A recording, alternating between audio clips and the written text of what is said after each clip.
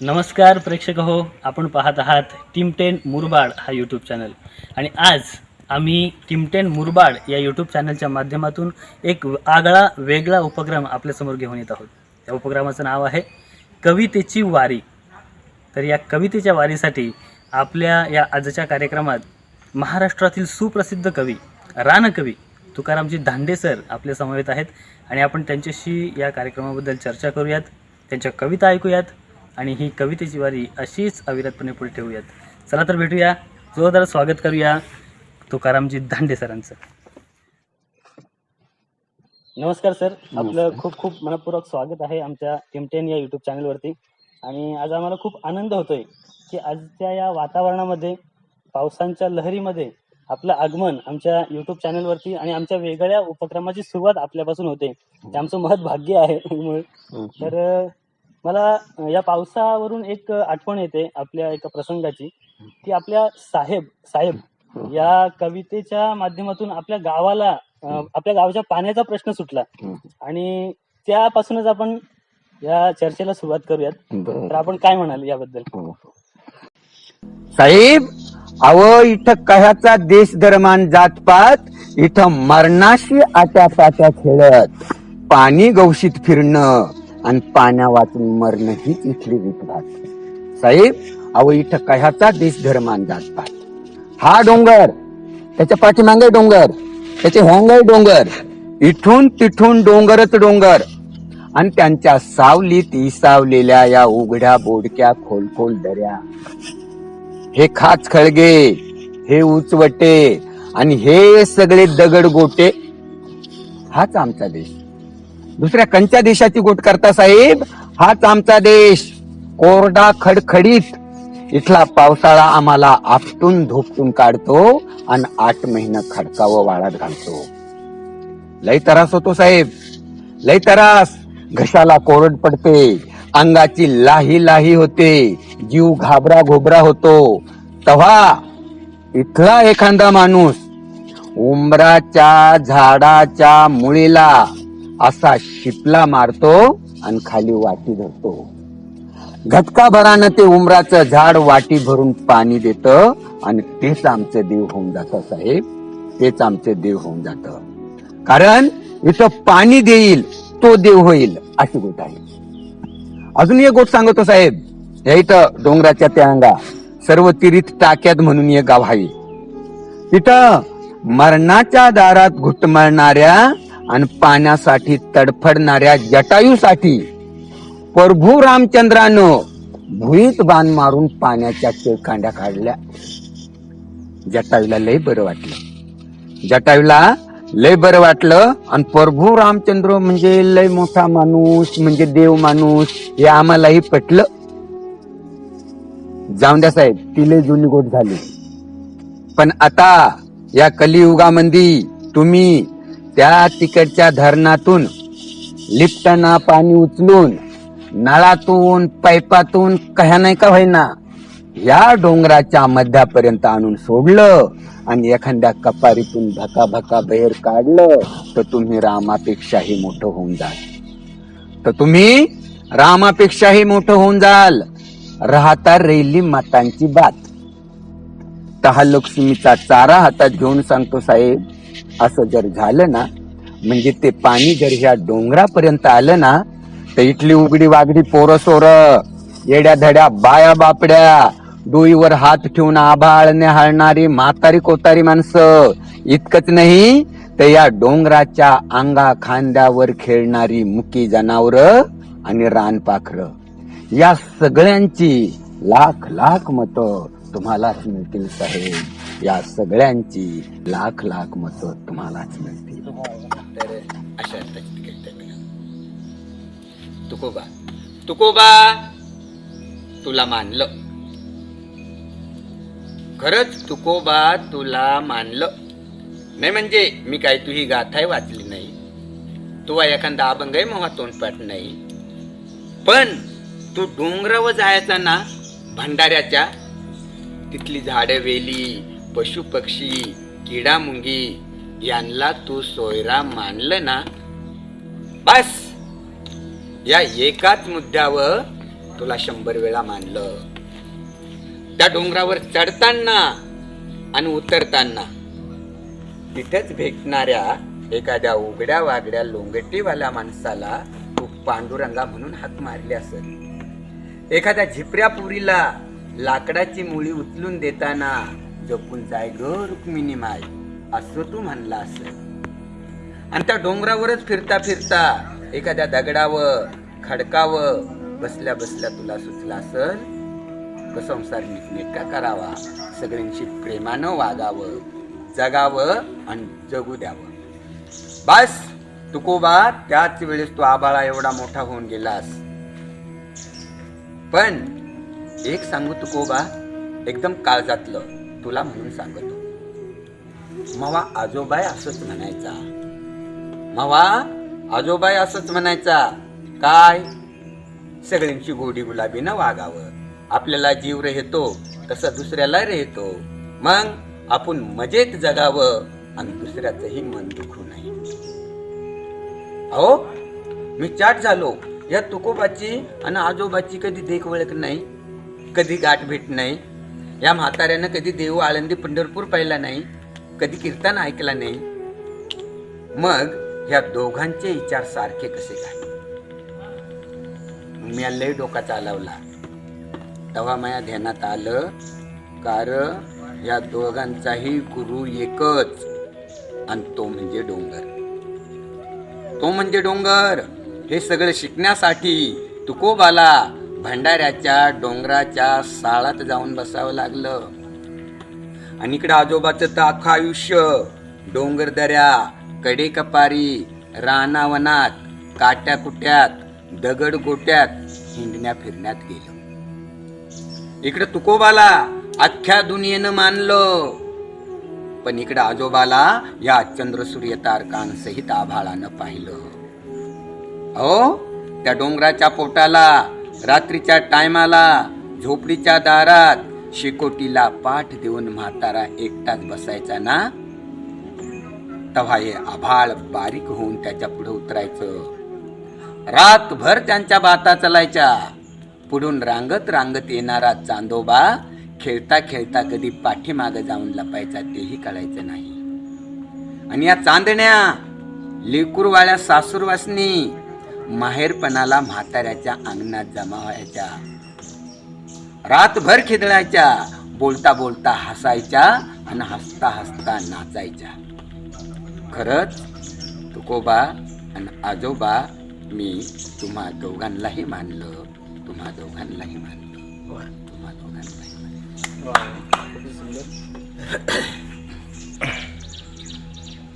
एकीकडे पाश्चिमात्यकरणाचं वारं जीवनाचा कान्याकोपऱ्यात पसरलंय. माणूस एक यंत्र झालंय. माणसाने इतिहास बदलण्याच्या नादात भूगोलही बदलला.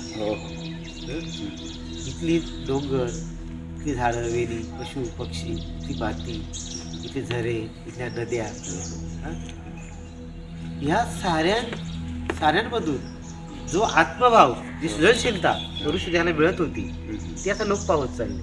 गावं बदलली, गावगाडा बदलला, जनजीवन विस्कळीत झालं. या सगळ्याचा प्रभाव आपल्या कवितेवर आहे. आपल्या भूगोलची कविता आहे भूगोल. ह्या भूगोल कवितेतून आज सिबेटच्या जंगलामुळे नाही का, जंगलाला आलेली अवकाळा आपण फार समर्पक मांडलेली आहे. तर ती आपली भूगोलची कविता आहे. ती जर प्रेक्षकांना ऐकवली तर फार छान होईल. प्रेक्षकांना तुमच्या प्रस्तावनेमधूनच सगळं काही समजलं, त्यामुळे मी त्या तिची प्रस्तावना म्हणून करणार नाही. मी डायरेक्ट कवितेला सुरुवात करतो. कविता अशी, भूगोल. 10,000 एकर जमीन, तिथलं माळ मैदान, डोंगर, टेकडी, ओढा आणि त्यांच्यावर खेळणारी मोकळी हवा आणि आतलं पाणी, या सगळ्यांसहित ती जमीन एक माणसाने विकत घेतली. आता तिथं सिमेंटच्या भक्कम कंपाऊंडचं बांधकाम चालू आहे. आणि तिथं लिहून ठेवलंय की त्या अगोदर तिथल्या स्थलांतर करू शकणाऱ्या सगळ्यांनी बाहेर पडायचं. बाकीच्यांना तोडून कापून मुळासहित उचकटून बाहेर फेकलं जाईल. त्या टेकडीचे राय तुकडे करून ओढ्यात गाडले जातील. त्या झुळझुळणाऱ्या झऱ्याच्या तोंडी सिमेंटचे तोबरे देऊन त्याची वळवळ कायमची बंद केली जाईल. काही जाणकार दगडांना कंपाऊंडच्या भिंतीत चिनून ठार मारलं जाईल. आणि शेवटी काळ्या आईच्या माथ्यावरून बुलडोजर फिरवून बळीराजाला पुन्हा एकदा पाताळी धाडलं जाईल. कंपाऊंडच्या आत सारी जमीन सिमेंटची होईल. बघा, हा आहे प्रॉब्लेम आणि त्याच्यावरची समस्या म्हणून पुढचं कडवं आहे. अरे पण एक माणूस, हा हे प्रॉब्लेम आणि ते झाली समस्या एकच झाले. ते तसं नाही, हा प्रॉब्लेम आहे आणि त्याचं उत्तर म्हणून पुढचा कडू आहे, पुढचा भाग आहे. बघा, अरे पण एक माणूस पैसे देऊन असा अर्धा अधिक भूगोल कसा काय घेऊ शकतो? बरं, घेतलं तर घेतला, त्याची अशी विल्हेवाट कशी काय लावू शकतो? नाही म्हणजे असं कंच्या शास्त्रात लिहिलंय. असं करा, सगळ्या शास्त्रांनी एकत्र या. अर्थशास्त्र, राज्यशास्त्र, इतिहास, ही सगळ्या प्रकारची सामाजिक शास्त्र, सगळ्या प्रकारची धर्मशास्त्र, त्याचप्रमाणे हे IT, बायटी, पॉलिटेक्निकी, फार्मसी वगैरे ह्या मॉडर्न पोरींलाही बोलवून घ्या. सगळ्यांनी शांत डोक्यानं नीट बारीक दूरवरचा विचार करा आणि एवढा भूगोल सांभाळा. एवढा भूगोल सांभाळा दादा हो. नाही, ते सत्तेचे मनोरे ढासळू द्या, निर्देशांक कोसळू द्या, शेअर बाजार गडगडू द्या, कुणाकड पैसा जास्त झाला असल तर तोही सडू द्या, पण एवढ्या भूगोलाचं रक्षण करा. अरे ही बाकीची सगळी शास्त्र माणसानं या मातीवर पाय ठेवूनच माणसासाठी तयार केलीत. ती बिघडली तर सुधरवता येतील, दुसरी 100 शोधून काढता येतील, पण निसर्गानं सजीवांसाठी बनवलेला हा भूगोल जर बिघडला ना दादा हो, तर इथं माणूसच शिल्लक राहायचा नाही. इथं माणूसच शिल्लक राहायचा नाही. वा वा. मामा, तिसरीच्या बालभारतीच्या पाठ्यपुस्तकामध्ये जी रानवेडी कविता आहे ती साऱ्या महाराष्ट्रभर कानाकोपऱ्यात ती आज तिसरीचे विद्यार्थी मोठ्या आनंदाने नाचून गाऊन ती म्हणतायत. तर ही कविता तुम्हाला कशी काय सुचली? तर त्या संदर्भात बघा, काय असतं, गावाकड मी जे 4थी पर्यंत गावातच होतो ना, तर तोपर्यंत काय अभ्यास झाला ना, वाचता येत होतं का नाही, काय शिकलो ते मला माहीत नाही, आता आठवतही नाही. नाहीतरी नंतरही मी कामाला कंपनीमध्ये लागल्यामुळं माझा पेनाचा सुद्धा संबंध सुटलेला आहे. पण त्या 4थीला असेपर्यंत आम्ही लांब तिकडून डोंगरातून फिरत फिरत गावामध्ये येत असायचो. पोरं सारखे पहिली, दुसरी, तिसरीचे. आणि जाता येताना जे काही पाहत गेलो ते मात्र कायमचं देण्यात राहिले, तो म्हणजे निसर्ग. मग तिथे हे सगळे त्या ह्या कवितेमध्ये जे काही फुलं आलेत ह्या सगळ्यांची खेळत गेलेलो आम्ही. पानसाबरीची बोंड सोलून खाणार माणसं आम्ही. जाता जाता पावसाळा असला तर खेकडी दिसणार, हां, आणि असं उन्हाळ्यामध्ये जांभळं, आळवं, करवंद हे सगळं, आणि पावसाच्या सुरुवातीला वेगवेगळ्या भाज्या निघालेल्या. तुम्हाला सांगतो, घरी जर ह्या उन्हाळ्याच्या सीझनमध्ये किंवा कोणता येतो तो सीझन, त्या वेळेस रानामध्ये काही ना काही खायला असतं. अशा अर्थानं जर आम्ही घरात भूक लागली म्हणून नाईकडे गेलो ना, तारे भूक लागल्यावर रानातून फिरून यावास, असं ती गरिबी त्यावेळेची ती अशी असायची. रानामध्ये काय सापडते आणि ती तोडून खाण्याची आणि त्याच्यात समाधान मानण्याची आवड आतापासून लागली तर मजा तिची, अशा अर्थाची ती शिकवण. आणि मग मी जेव्हा मोठा झालो, कविता करायला लागलो, मला पहिलं ते माझं जीवन डोळ्यासमोर आलं. आणि दुसरा एक मुद्दा असा होता क मला एकदा असंच मुलाखतीमध्ये प्रश्न विचारला क तुमच्यावर कोणते संस्कार झालेत, म्हणजे तुमचे गुरु कोण बुवा किंवा कुणाचं अनुकरण वगैरे असं? तर या प्रश्नाचं उत्तर काय असेल माझ्याकडून, तुम्ही आतापर्यंत ऐकत आलात त्याचं तेच आहे का माझा कोणताही तथाकथित गुरु नाही. कुणाच्याकडे पाहून ह्या कविता नाहीच कोणाच्या त्यासारख्या, त्या डायरेक्ट स्वतंत्र आहेत आणि त्या डायरेक्ट निसर्गाशीच संबंधित आहेत. म्हणजे हे सगळं शिकलो, हे निसर्गातून शिकलो आणि अशा अर्थानं. आणि मग मला वाटलं अरे मी कवी झालो बुवा, नंतर माझं टी व्हीमध्ये नाव येऊ राहिलं, मोठे मोठे कार्यक्रम होऊ राहिलेत. आणि मग खरोखर ह्या सगळ्या गोष्टीचं श्रेय कुणाला द्यायचं? आणि मला वाटलं हे श्रेय ना, हे जे पाहत गेलो ना आम्ही, हे रानफुलं, हे गवत फुलं, हा निसर्ग पाहत गेलो, तो मोर, नाचणारा मोर, गडगडणारे ढग, ह्या सगळ्या गोष्टी पाहत गेलो ना, माझं जसं पुस्तकामध्ये नाव आलं ना तसं यांचं आलं पाहिजे. आणि त्या अर्थात ती कविता लिहिली गेली, ती पुस्तकामध्ये आली.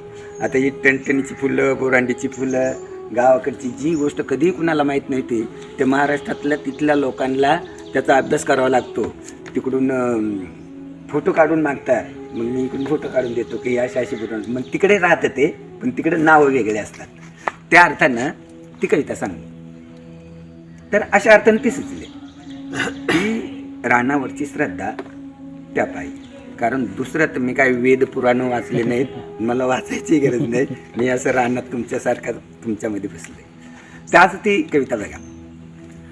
पोर डोंगराव भाळली, पोर डोंगराव भाळली, त्याच्या नादी लागुनिया अख्ख्या रानात पांगली. डोंगराव भाळली, रान गवताची फुलं तिच्या कानामंदी डुल, अन चाईचा मोहर गळामंदी गळसर. आहो टणटणी फुलली तिच्या नाकामंदी फुली, अन बुरांडीची फुलं तीन केसात माळली. डोंगराव भाळली, पोर डोंगराव भाळली, पोर माळावर खेळली अन वाऱ्या संग बोलली. वड पारंबीचा झुला तिचा गेला आभाळाला, पान साबरीच बोंड खाल लाल झालं तोंड. आहो हसता हसता मऊ गवताव लोळली. डोंगराव भाळली, पोर डोंगराव भाळली, गाई दांडाच्या वाटन चाली यंगत नेटन. ढोल ढगांचा वाजला नाच मोराचा पाहिला, आली पाऊस पहाडी तवा गडधिक पळाली.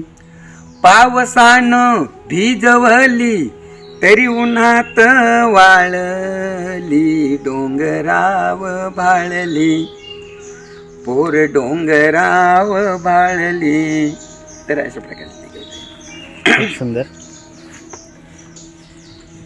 अजून एक आठवण मी तुम्हाला करून देतो की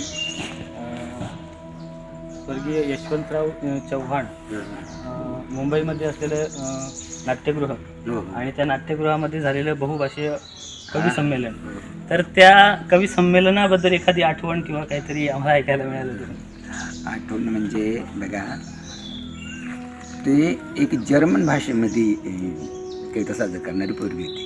मला वाटतं तुम्ही असं होता का? नाही. आणि एक इंग्लंडची होती आणि इकडून भरत दौंडकर होता, मी होतो आणि अजून कोणतरी सावे म्हणते, तिकडचेच मुंबईकडचे होते. आता ते कविता ते इंग्रजीवाल्यान जर्मनीवाल्यांना माझी कविता अजिबात कळण्याची गोष्ट नाही. बरं, त्यांची मला अजिबात कळायची गोष्ट नाही असं मला वाटलं. पण ते माझ्या सादरीकरणामध्ये ती इतकी भारी ज्या कविता झाल्या त्यांना भाषा न कळता कविता समजत गेली. आणि मग त्यांना इतका मोठा आनंद की त्यांनी माझ्याबरोबर ग्रुप फोटो काढून आणि त्या इतक्या समाधानाने गेल्या आणि त्यांचा फोटो माझ्या खोलीमध्ये अजून लागले. तू खूप वेगळी गंमत असते. कसं तुमची भाषा नाही कळली पण अर्थ बरोबर कळत गेला. ही सादरीकरणाची ती गंमत असते. अजून एक गोष्ट अशी की तुम्हाला कधी कागद वही पेन या गोष्टींची गरजच भासली नाही. काय झालं बरं का, सुरुवातीला ना मी तमाशामध्ये काम करायचो, आपलं ग्रामीण तमाशा. हो. पण ते इतकं भारी बोलायचं का ते ऐकणारे जे गावाकडची म्हातारी माणसं आहे त्यांना अक्षर ओळख नाही, कविता माहीत नाही आणि त्यांना इतकं आवडायचं का बस. आणि नंतर मी कॉलेजमध्ये नाटकामध्ये काम करायला लागलो. नंतर असं लक्षात आलं का अरे ते बोलणं ह्याच कविता होऊन जातात. बरोबर. इतकं मजेशीर बोलायचं ते. नंतर त्या बहुतेक कविता ना तयार व्हायच्या, सादर केल्या जायच्या आणि नंतर कधी कुणी लिहून मागितलं का मग ते बळच आठवून लिहायचे. अशी लिंक लागली का सरळ होऊन जाते. आणि लिहायचं म्हटलं का हा आता याच्यानंतर काय परत पहिल्यापासून घेऊन जोरात म्हणत याचं तेव्हा मग ती लक्षात येईल. असं साधारण कवितेची एक गंमत होती माझी. आपली पहिली कविता निसर्गावरच होती की आणखी कोणत्या विषयावर? निसर्गावर बहुतेक. कारण ना हे मी मगाशी जे सांगितलं ना ती जरी लहानपणाचं वर्णन आहे पण ते सगळं निसर्गाशी संबंधितच असत. नंतर ते नंतर लिहिले असेल पण त्यावेळेस माझ्या डोळ्यासमोर तोच मी लहान आणि तेच माझी सवंगडी आणि तेच ते असं घसानं खाली उतरत चाललेले, तिकडे वरती तिथं ओढ्यामध्ये स्थिरावलेले, त्या झाडावर चढलेले, असं काही सगळं. आणि ते मला लिहायचं होतं त्यामुळे ते तसं झालं. आणि निसर्ग हाच माझा कविता. तुम्हाला एक वेगळी कविता सांगतो. नक्कीच. कविता सांगतो आणि मग तुम्ही त्याच्यावर थोडंसं बोला. काय कविता अशी होती, मला वाटते पोरांना प्रेम कविता पाहिजे होती कॉलेजच्या मुलांना आणि त्यांना ती कविता सांगितली. मला वाटते वारा होऊन तुझ्या बटांशी खेळावे, मला वाटते वारा होऊन तुझ्या बटांशी खेळावे, तुझ्या साडीचा पदर होऊन वक्षावरती लोळावे. अनिक वाटते जलधार आई होऊन तुझला भिजवावे, अनिक वाटते जलधार आई होऊन तुझला भिजवावे, बालरवीचे किरण होऊन तुझ्या मुखावर चमकावे. तो मार्गीचे पत्थर होऊन तुझ्या पदांना चुंबावे, तो मार्गीचे पत्थर होऊन तुझ्या पदांना चुंबावे, वेणीवरचे फुल होऊन तुझ्या कुंतला हुंगावे. आणि शेवटी मला वाटते आकाश होऊन धरती सम तुझ कवळावे, मला वाटते आकाश होऊन धरती सम तुझ कवळावे, आणि का वाटते श्वास होऊन तुझ्या अंतरंगी जावे, तुझ्या अंतरंगी जावे. खूप सुंदर. कारण इतर कविता प्रेम कविता ऐकल्या की एक प्रेमाचा वेगळं दृश्य किंवा वेगळा त्यातून निर्माण होतो. वरवरचं वरवरचं प्रेम असतं. त्याच्या मागे इतकं चिंतन नसतं. तर याच्यामध्ये पूर्ण हे जे निसर्ग तत्वांचा, निसर्ग नियमाचाच उल्लेख आलेला आहे. आधी मला तेच करायचं होतं पण मग कॉलेजच्या वेळची कविता येते आणि ती अशा अर्थानं वळवली गेली पण तिचा अर्थ शोधून पाहिला की तिथं तसा होता. नक्कीच. तिथे या पंचतत्वांना वंदन केलेलं आहे जणू काही. असं बघा पावसाळ्याच्या वेळेस असंच गवत त्या झालं अजून वाढलेलं आणि असं टेकडीच्या बाजूला गेलो, त्या पाऊल वाटेनं वरती चढतोय, तिथे खडे आहेत, अनवाणी जायचं असतं कारण त्या खड्यावरून चप्पल सरकून पडू शकतं, डायरेक्ट असं उभं असतं. आणि मग तिथे गेल्यावर तर मग सकाळी सूर्याची कोवळी किरणं पडलेली तिथं, इकडे दव बिंदू होऊन ते त्याच्यावर दिसू राहिलेत आणि त्या मातीवरून अनवाणी चाललोय. अशा वेळेस ती सुरुवात झालेली कविता. मग ते बघा रवीचा उल्लेख आला त्याच्यात, त्या दवबिंदूचा उल्लेख आला. आकाश होऊन धरती समुद्र कवळा आहे, आकाशानं धरतील. हे पंचतत्वांमध्ये कोण मोठं कोण लहान याचा काही विचार करतो का आपण? कोण तर त्याच्यापेक्षा मोठा तो त्याच्यापेक्षा.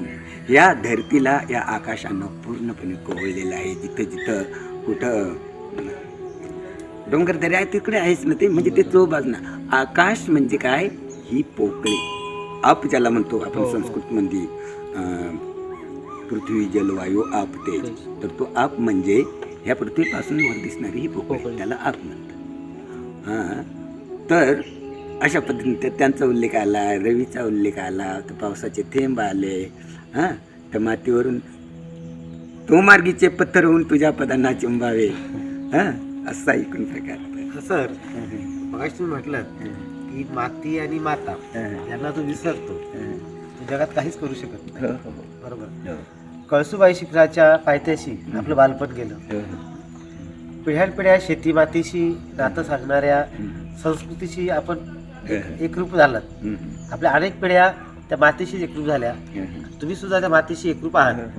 तुमची कविता ही मातीतली कविता आहे. तुमची कविता ही निसर्गाची कविता आहे.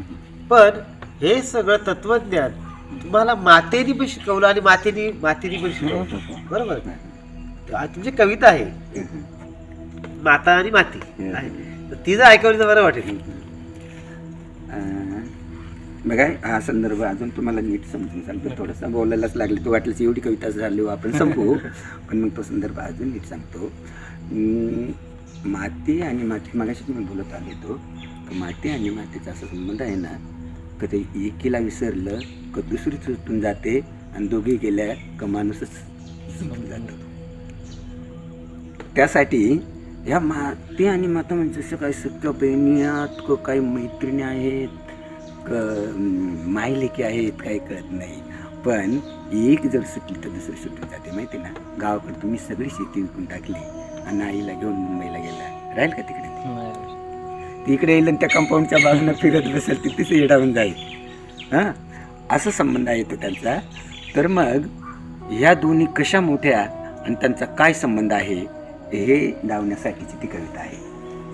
कवितेचं नाव आहे आई होती तेव्हा.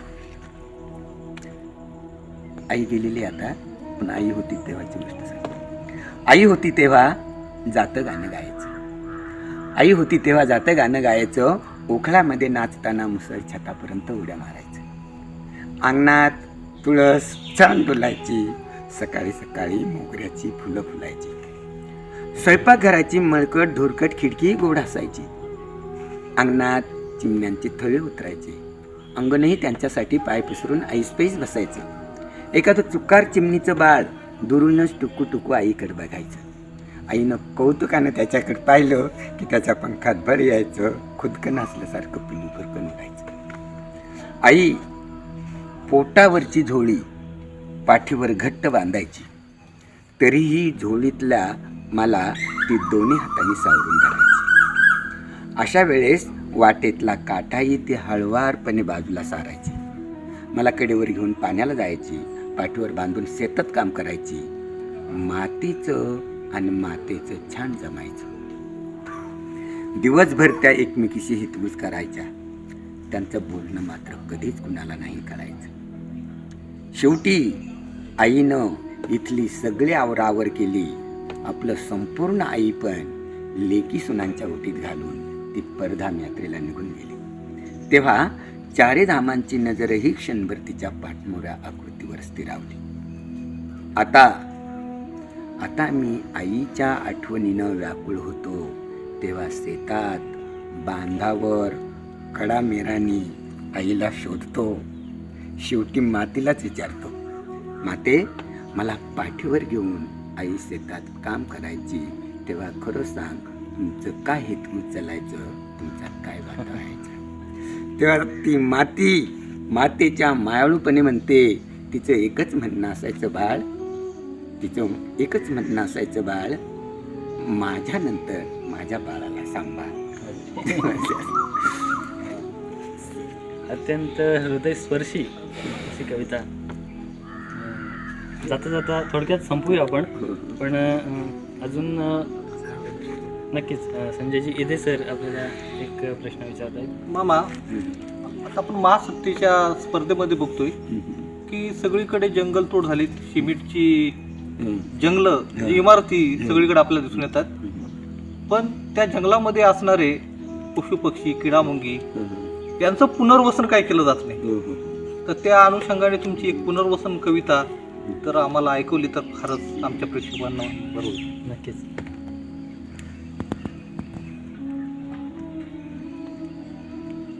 गोष्ट बघा बरं किती गमतीने येते. असं तुम्हाला कधीच नाही वाटणार की लय अवघडे काही समजले नाही. या कवितांचं वैशिष्ट्य असंच आहे की ते गावाकडच्या निवळ आडाणी लोकांनाही खूप चांगल्या पद्धतीने पुनर्वसन. लय जुनी गोष्ट आहे. एकदा देवा दानवाने समुद्र मंथन केलं. आता त्याच्यात अमृत दारू आणि अजून लय काय न काय निघालं. मग तो आनंद, नाचणं गाणं वराडणं, मग वाटण्या. त्यात वाढणाऱ्यांनी आणि काही पुढाऱ्यांनीच अमृतावताव मारला. बाकीच्यांना दारू मिळाली. आता ज्यांना अमृत मिळालं ते कायमचे अमर झाले आणि ज्यांना दारू मिळाली ते पिऊन तराट होऊन डुलाया लागले. झाली गोष्ट. अरे पण त्या समुद्र मंथनासाठी ज्या डोंगराचा वापर केला त्याचं काय? त्याच्यावर लय जीवचित्राप राहत होता. झाडवेली, पशुपक्षी, किडामुंगी, खेकडं माकडं, वानरं आणि वानरासारखीच काही माणसंही राहत होती. एकमेकाच्या आधारानं जगत होती, जगण्यावर प्रेम करत होती. या आभाळाखाली त्या डोंगराच्या पोटाला माणसासहित सजीवांची संस्कृती आकार घेत होती. तो आखा डोंगरच पाण्यात बुडवून गरगरा गरगरा फिरवला आणि तिथलाच एक साप धरून त्याची दोरी करून वडवड वडवड वडला. अरे त्याच्या पाठीचे मणके खटाखट निसटले असतील. रक्ताच्या गुळण्या टाकून मारला असेल बिचारा. त्याचा काही विचार जाऊन द्या. तिला जुनी गोड झाली. देवा दानवांच्या भानगडी त्यात माणसाचा आणि सजीवांचा कायचा काय आला विचार.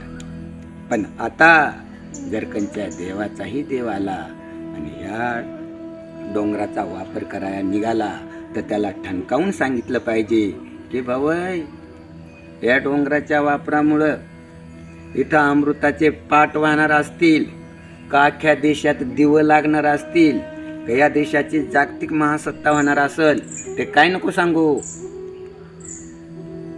पहिलं इथले सगळे खेकडं माकडं, किडामुंगी, पशुपक्षी, कंदमुळं या सगळ्यांसहित इथल्या माणसाचं पुनर्वसन होणार आहे का ते अगोदर सांग. आणि या देशाची जागतिक महासत्ता करण्याच्या नादात या अख्ख्या पृथ्वीतच काय करायचे ठरवले तेही सांग. नाहीतर त्या डोंगरातल्या एखाद्या उघड्या वागड्या लोंगटी वाल्या माणसाला जाऊन विचार. तो सांगल कारच चंडाळांवर इथल्या माणसाचं काळीजच हरवून गेलं तर तुमच्या महासत्तेला कोण हुंगतो? तुमच्या महासत्तेला.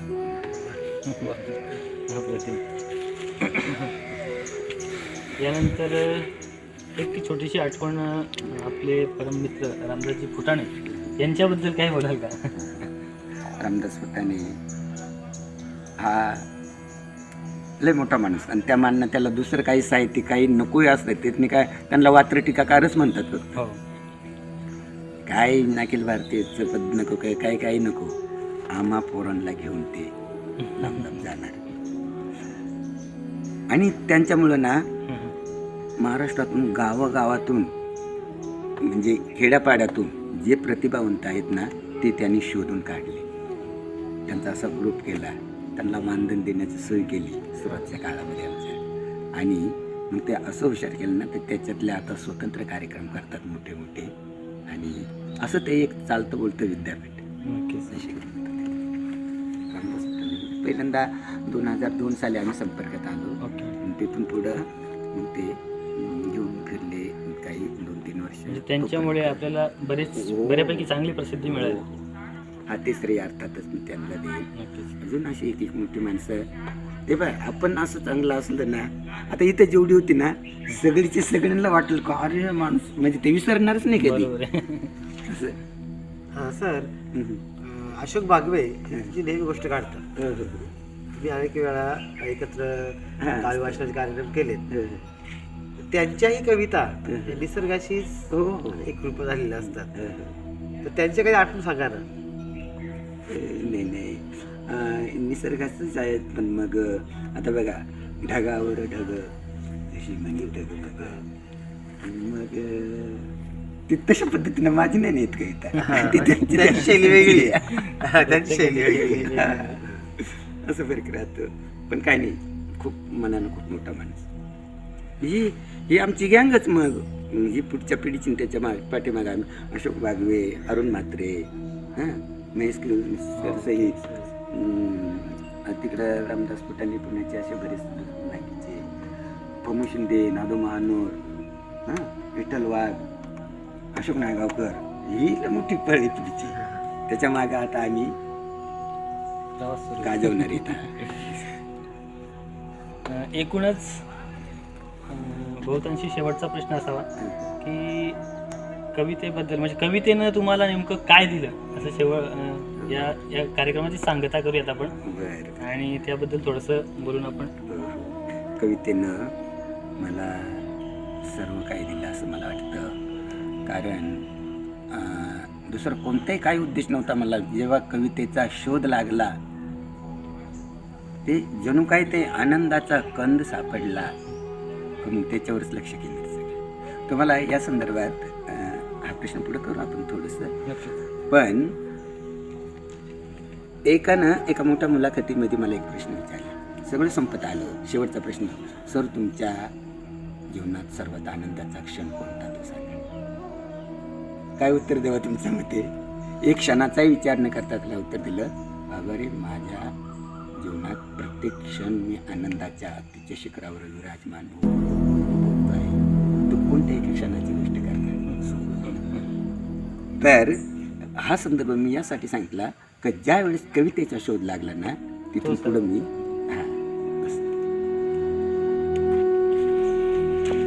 एकंदरीत खूप छानपैकी चर्चा आणि छान छान कविता आपल्याला ऐकायला बघायला मिळाल्या आहेत. आणि खूप आनंद वाटतो सर आपल्याला भेटून.